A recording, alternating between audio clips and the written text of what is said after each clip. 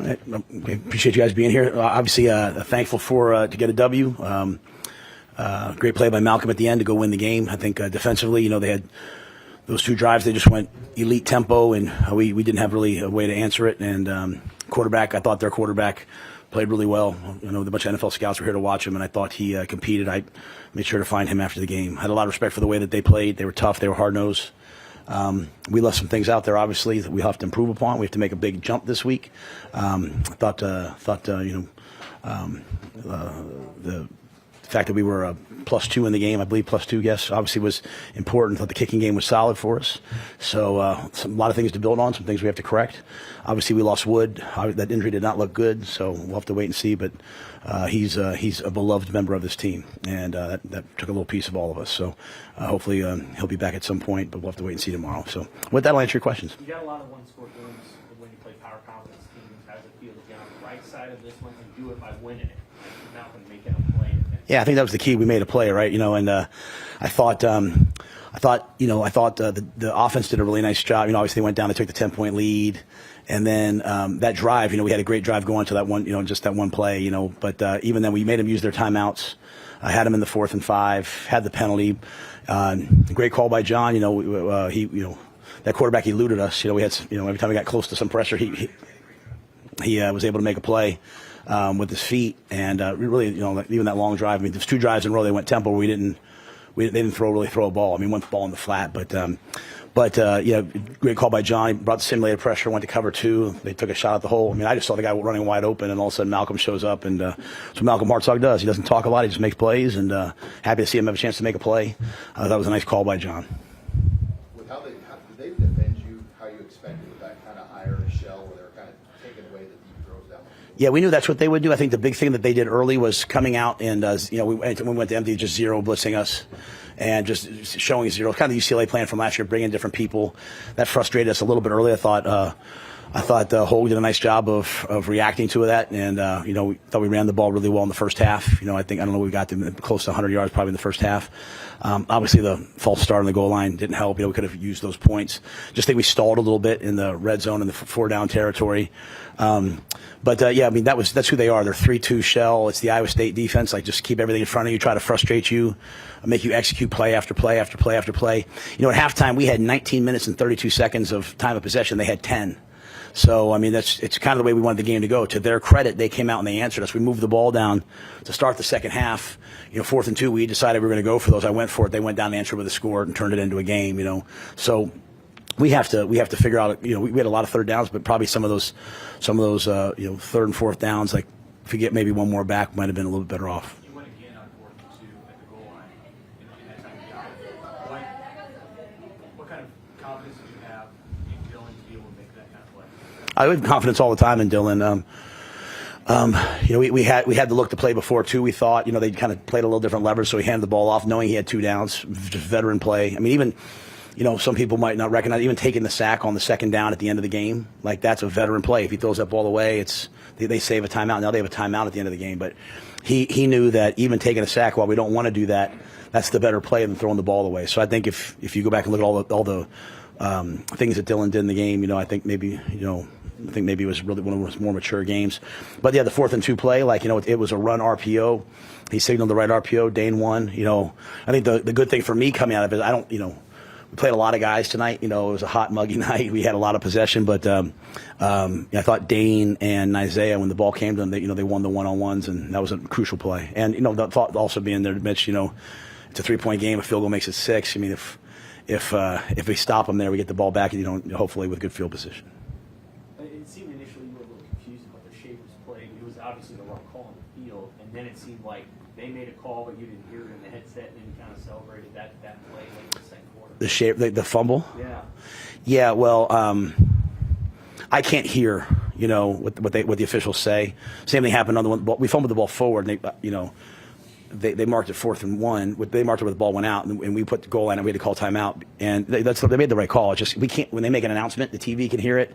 You guys can hear it. We can't hear it. It's on the field and it's really loud. So I thought he said 1st down. Typically I rely on the line judge or the side judge next to me to tell me what the answer is ahead of time. They'll say, hey, they overturned it or they kept it.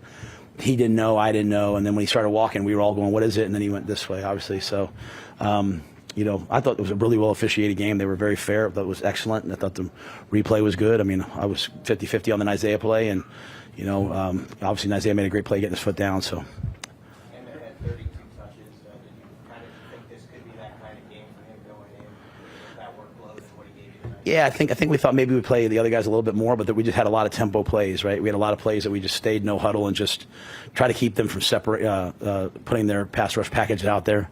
So, I thought he ran really hard. I don't know how many yards he finished with. They didn't give me. I don't have stats. 108. Yeah, so I thought he did what he's supposed to do. 108. Caught the ball in the backfield, made the first guy miss, picked up blitzes. So, but yeah, Mosey and Mackay, they'll continue to come along. Now, what were your thoughts on the crowd and just the impact they had and just selling out Arrowhead Stadium? Yeah, I thought it was amazing.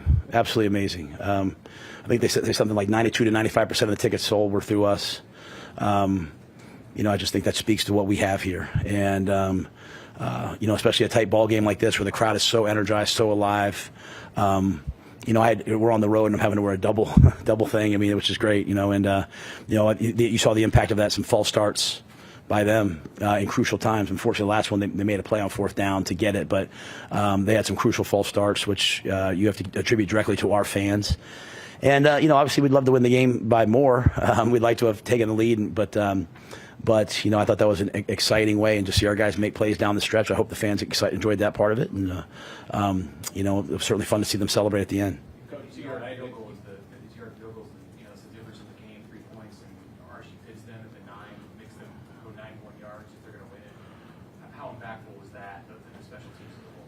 Yeah, I thought the special teams were great. Obviously the first kickoff got out to the 35. We don't want that. Kicked the ball out of bounds. We don't want that. So, it's like everything else. Like there's some good, some bad. I thought, Kenneth Williams made good decisions on the kickoff returns. I thought Ja'Cory fielded every punt, including the 135-yarder. We almost blocked the one, or we got close to one. To be able to kick that field goal there in that time was a crucial play. That's a big change in the game. Archie getting out there and playing for the first time. He kicked, a couple left-footed, one right-footed, puts them down inside the 10. So, it's like the rest of the team. Like there's going to be a lot of good. There's going to be a lot of things we want to correct. And, I think the good thing is, we're going to go right back to work tomorrow. We'll be in the weight room at 11 o'clock. This is no, hey, happy Memorial Day. And that's not because of the game. That's just the plan, right? So we'll be in there tomorrow at 11 and we'll start getting better for next week. You said this team is going to look a lot different come week 12 than tonight, but just what is this game going to do for just the experience across the roster? Yeah, I think even as we got out there at the beginning, let's not forget now we're the youngest team in the Big Ten still, right? And so it's great when a senior makes a play like that down the stretch. We had a lot of guys that were kind of out there that wasn't like. I told our guys we're getting a little bougie around here. We played our last game at Yankee Stadium. We show up yesterday. Andy Reid shakes everybody's hand. We go in there. Patrick Mahomes is on the sidelines. Like Patrick Mahomes is being restrained from where he can go, and we're there. He's not really being restrained. But I guess those are the people that are at the games. It's kind of cool to be a Husker right now, And so playing at Arrowhead, I thought it was awesome. But I think at first, early on, Snow was on the headset, man, we're not running great angles. The first couple drives on defense were I think you got to play a game. You really do. You got to play. And so I think we'll learn from it, But I just like the fact that the guys they weren't yelling at each other. They weren't snapping. They were just hey, this is a football game, and we're crazy if we think Cincinnati's not going to come in here. I told everybody. I told them, hey, these guys get up early. Now the thing that they did was we'll have to adjust to the tempo. The great thing is the Big Ten's not necessarily a tempo league, but I do think the tempo got us, and we'll have to adjust to that as we kind of move forward. When you obviously can't look in the crystal ball, right? But when you have a game like this and you actually get tangible results, where it's not you talking, they actually did it and they won a close game. What can this do for you, especially a young? Yeah, I don't want to get too way out there. I'll leave that to everybody else. This game 1, we won the game. We'll just try. We believe we make the biggest jump from week 1 to week 2. I think when our guys start putting these labels on things is when we get in trouble. We beat Rutgers last year in a close game, but then we lost it. We just got to get better every week. We've made a commitment as a team to each other and a commitment to improving throughout the course of the year. I just like the demeanor on the sideline. I like the demeanor in the locker room. So again, I think every time we go out to compete and we win the football game, great. We'll just have to look at the things we have to do better. But I love seeing guys fight. So we'll try to build off that. All good. All right, thanks.